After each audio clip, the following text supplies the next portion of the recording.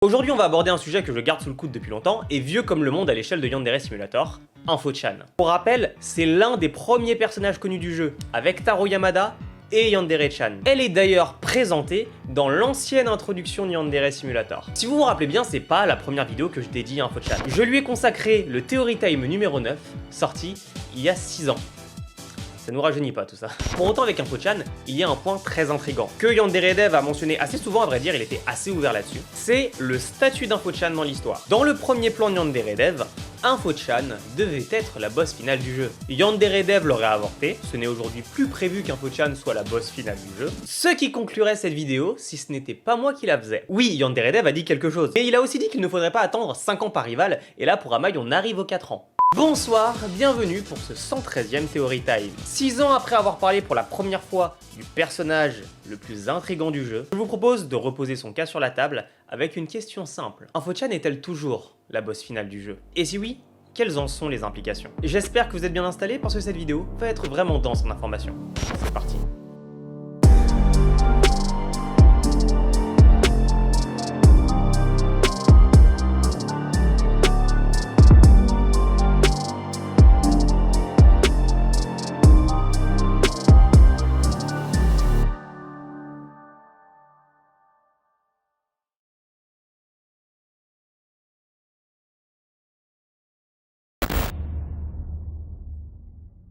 Commençons par les bases. Qui est Infochan? Dans le mode 2025 de Yandere Simulator, Ayano élimine ses rivales, non pas seul, mais avec possible assistance d'une personne mystérieuse du nom d'Infochan. Ses interventions sont assez limitées, mais elles permettent tout de même de pouvoir obtenir ou réaliser pas mal de choses. Dans le lore du mode 2025, Infochan est une personne dont on connaît ni le nom, ni l'identité. Elle est présente dans l'ancienne salle de l'Infoclub, expliquant ainsi son surnom. Précision importante, Infochan est une élève de l'académie, officiellement, malgré son statut de situation très compliqué. Mais malgré son statut officiel, sa situation est très spéciale. Déjà, personne ne connaît son identité, son âge, son genre, même si ce point-là, on s'en doute pas mal parce que ça reste quand même Infochan. Et il faut savoir que personne ne le sait, pas même Kosho Fiona qui s'occupe d'elle dans la logique. Elle ne sort jamais de la salle où elle est, et tout le monde dans l'école a interdiction formelle de s'y rendre. Mais Infochan, elle, ne se rend pas en cours non plus. Les professeurs doivent enregistrer leurs cours et lui envoyer par mail avec les devoirs pour qu'elle puisse suivre. La seule chose qui est faite par Kosho,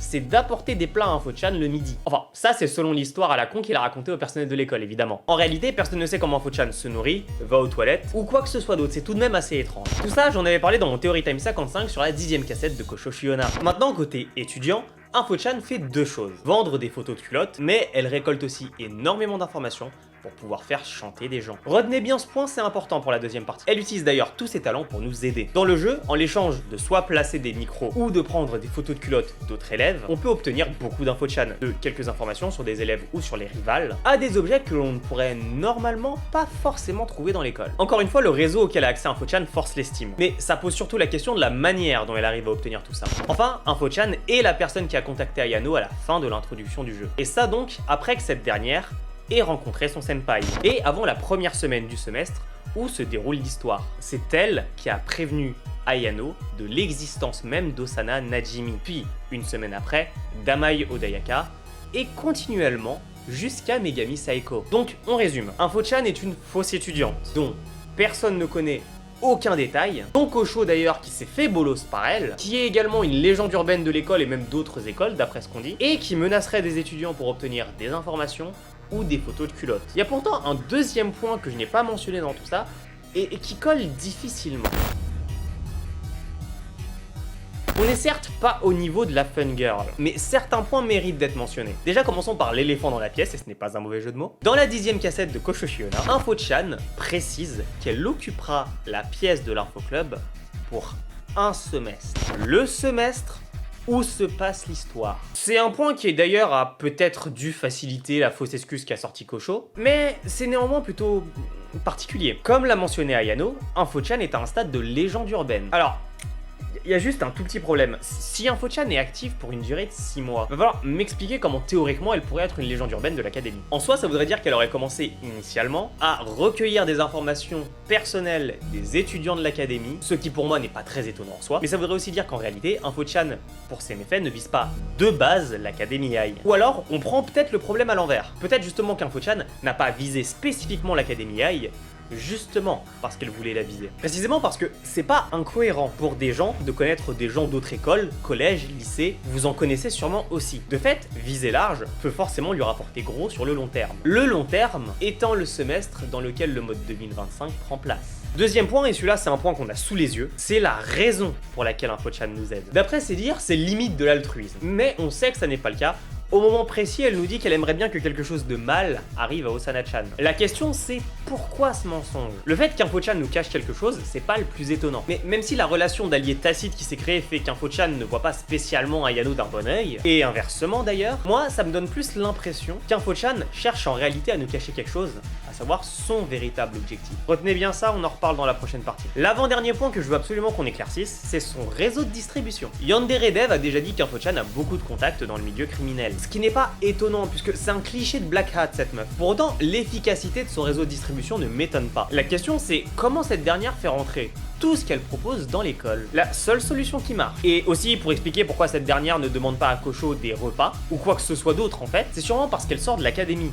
Mais seulement la nuit. En réalité, si on avait l'occasion de rentrer à l'Académie AI de nuit, peut-être qu'on ne la trouverait pas à l'Info Club. Mais je pense que Yandere Dev ne nous donnera pas cette option. À vrai dire, le fait qu'elle sorte de l'Académie, c'est pas très compliqué à deviner. Il suffit de regarder la séquence du samedi lorsqu'Amai parle avec Senpai. C'est InfoChan qui prend les deux en photo et qui derrière contacte Ayano en nous envoyant la photo et en nous présentant notre nouvelle rivale. Transition parfaite pour passer au dernier point que je veux mentionner dans cette partie, la différence la plus visible entre le mode 1980 et le mode 2025. Dans le mode 1980, Ryoba stalk elle-même Jokichi tous les week-ends pour connaître sa nouvelle rivale, pas Ayano. En 2025, c'est InfoChan qui nous donne l'identité de chacune de nos 10 rivales. Mais pourquoi on ne stalke pas nous-mêmes Senpai en fait? C'est plutôt étonnant comme principe, non? Moi ce qui m'inquiète, c'est pas spécialement qu'InfoChan nous donne de fausses informations. C'est plus que ses objectifs personnels soient un frein à la sincérité de sa communication dans notre collaboration. C'est pas clair? Ne vous inquiétez pas. On a tous les éléments pour attaquer enfin le sujet principal de cette vidéo.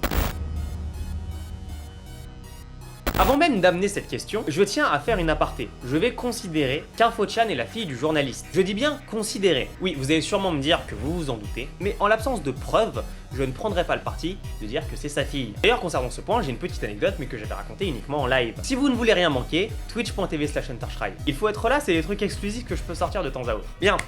InfoChan est la fille du journaliste, mais deux questions très importantes en ressortent. La dernière étant évidemment sa relation avec son père, pas d'un point de vue pratique, puisqu'on sait que globalement elle faisait sa vie à part, mais si elle ressent un attachement à ce dernier. On sait qu'InfoChan est assez apathique, avec une définition de la morale très arrangeante par rapport à ce qu'elle fait. Ça pour autant, ça ne prouve pas qu'elle n'apprécie pas forcément son père, qu'elle n'a pas un minimum de gratitude, un minimum de pitié. Pas qu'elle aime son père ou pas, mais qu'elle y est en fait attachée un minimum. En soi, la réponse pourrait influencer comme ne pas influencer la suite. On en reparle dans un moment. D'ailleurs, j'en profite. Si jamais vous pensez que effectivement la mère d'InfoChan pourrait être une Aichi, c'est absolument impossible. Preuve en est ceci. Ta mère n'a jamais rencontré une seule Aichi, donc théoriquement, ça n'en est pas une. Pour continuer, je tiens à apporter une forme de réponse à notre question en rappelant le plan initial de Yandere Dev, à savoir de faire en sorte qu'InfoChan trahisse Ayano. Trahir Ayano, donc, dans le sens amoureux, vraiment. C'est bien le plan original que ça soit la vraie rivale finale du jeu. Mais vous voyez InfoChan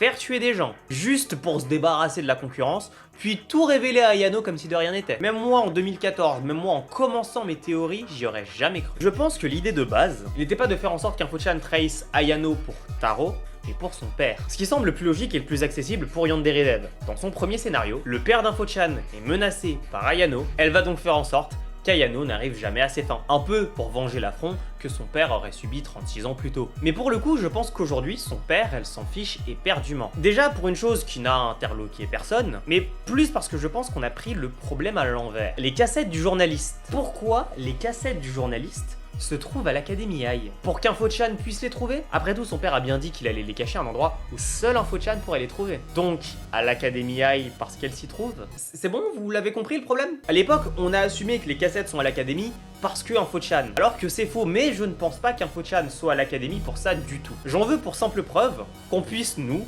joueurs, trouver ces cassettes. On peut pas trouver la cassette que Kosho a cassée par contre. Je vais le dire de but en blanc, il est probable qu'Info-chan n'ait jamais touché à ces cassettes dans le sens où Info-chan ne les ait jamais écoutées. Sinon, elles ne seraient pas réparties dans l'Académie High. C'est soit qu'elle les a volontairement disséminées dans l'Académie High pour qu'on les trouve, ou soit que le contenu en fait ne l'importe pas pour autant. Si elle en avait, elle, vraiment quelque chose à faire de son père ou qu'elle contenait des informations sur elle les aurait immédiatement cachées. Après, comme je l'ai dit, peut-être qu'elle en avait pas besoin justement parce qu'elle connaissait en fait déjà le contenu complet des cassettes. Ou alors, elle souhaitait peut-être effectivement qu'on les trouve. Continuons sur une question importante, les informations qu'Info-chan nous donne. La question est de savoir si elles sont véridiques. À quel point ses objectifs personnels ne sont pas liés à ce qu'elle nous transmet. Oui, j'entends par là que nos rivales ne soient pas réellement nos rivales. Problème étant que pour savoir, il faudrait qu'on connaisse le véritable objectif d'Info-chan. Pour commencer, est-ce qu'Info-chan s'intéresse à Ayano en connaissance de cause, connaissance du syndrome Aishi dont on a parlé dans mon Theory Time 108. Autant à l'époque, je pense que oui, elle le savait. Aujourd'hui, j'en suis un peu moins sûr. Aucun des dires d'Info-chan nous permet de le dire. La seule chose qu'on sait, c'est qu'elle pense qu'on est effectivement la bonne personne pour que quelque chose de tragique arrive à Osana-chan. Sans parler du fait qu'elle soit surprise du fait qu'on élimine pacifiquement nos rivales. Tout ça laisserait supposer qu'elle sait bien pour le syndrome Aishi. Mais j'y crois absolument pas. J'y crois pas parce que je ne pense pas qu'elle sache tant pour le syndrome Aishi que pour ses effets. J'aurais plus tendance à croire, au vu de ce que nous dit Info-chan, qu'elle vérifie la véracité des informations via Ayano, mais ça sans le dire. Comme si elle avait eu vent, notamment via 1989, de ce dont est réellement capable une Aishi. Maintenant, ça décorrèle au moins avec le fait qu'Ayano ne soit pas spécifiquement la cible d'Info-chan, que ce n'est pas Ayano son objectif. La question maintenant, ce serait évidemment de savoir, est-ce que son objectif est lié à la Seiko Corp? Déjà, on sait que même Info-chan n'a pas réussi à les hacker, en sachant que c'était par curiosité, d'après Yandere Dev. De l'autre côté, les Seiko sont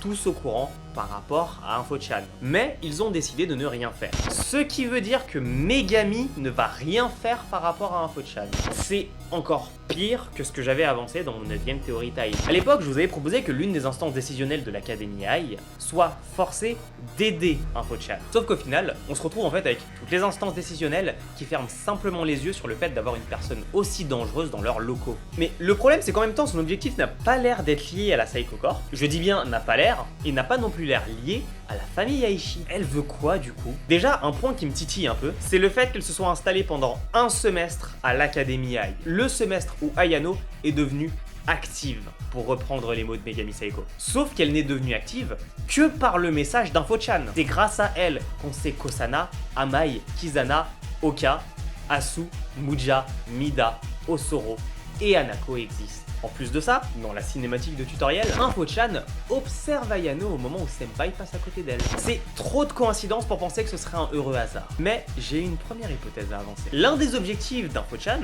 pourrait être, étonnamment, de protéger ses hommes de main, ou ses potentiels plus gros clients. Comme on a eu Kosana pour l'instant, je ne peux prendre qu'un seul exemple pour appuyer cette possibilité. Mais pour rappel, son stalker a obtenu des informations personnelles de manière très bizarre, et Osana, son but c'est de pouvoir le dénoncer à la police. Son stalker est forcément passé par Info-chan. C'est peut-être un bon client au vu de l'erreur que c'est, ou voire même un potentiel homme de main, tout comme Ayano l'est à une échelle différente, sein de l'Académie High. Par conséquent, il est possible en réalité que l'élimination létale de nos 10 rivales arrange Info-chan dans ses affaires. Plus en tout cas qu'elle ne le laisse transparaître. Le problème c'est que si c'est le cas, Info-chan devrait nous en vouloir à terme par rapport au fait qu'on élimine pacifiquement nos rivales, ou plus précisément par rapport au fait qu'on devienne amis avec. C'est vrai que comparativement au sujet de mon Theory Time 12 sur les éléments constituant la fin de Yandere Simulator, on sait que notre relation avec Info-chan est importante, donc à prendre en compte probablement dans l'élimination de nos rivales. Pareil, je ne pense pas. Ce qui ne m'a pas fait tiquer à l'époque, c'est le terme relationship. Ça peut vouloir dire pas mal de choses, mais est-ce que ça peut vouloir dire qu'Info-chan serait fâché contre nous? Non, on parle quand même de quelqu'un qui peut détruire la réputation de quelqu'un en appuyant sur un bouton.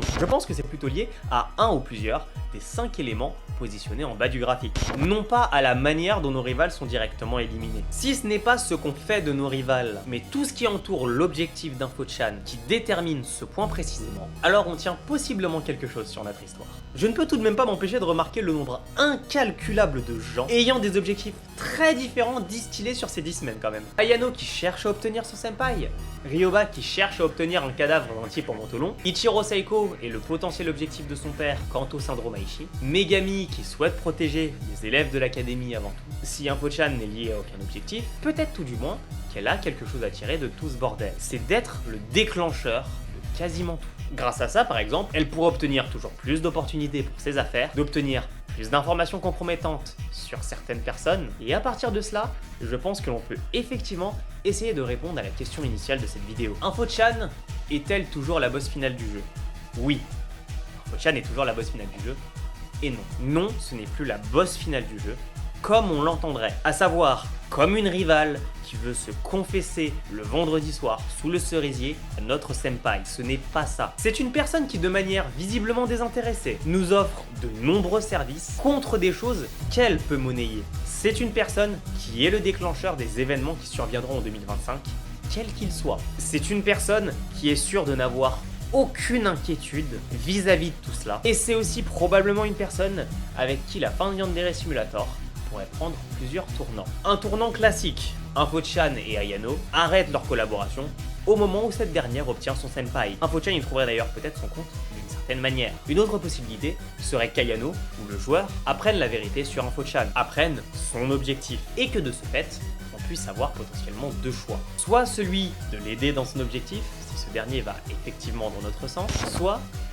que l'on décide de rejeter son offre, de ne pas l'aider et de faire cavalier seul quant à l'élimination de nos rivales. Et si c'est le cas, si Info-chan a manipulé les informations données sur l'identité de nos rivales à son avantage, si cette dernière aurait même potentiellement soufflé l'idée à chacune de nos rivales de croire au mythe du cerisier, si c'est en réalité elle, depuis le début, tire les ficelles des événements de 2025 sans prendre en compte toute la partie concernant la Psycho Corp, et si cette dernière, du temps de notre collaboration, a pu rassembler les preuves de nos méfaits si on élimine nos rivales de manière létale, alors oui, de mon point de vue, Info-chan serait bel et bien, à ce moment-là, la boss finale de Yandere Simulator.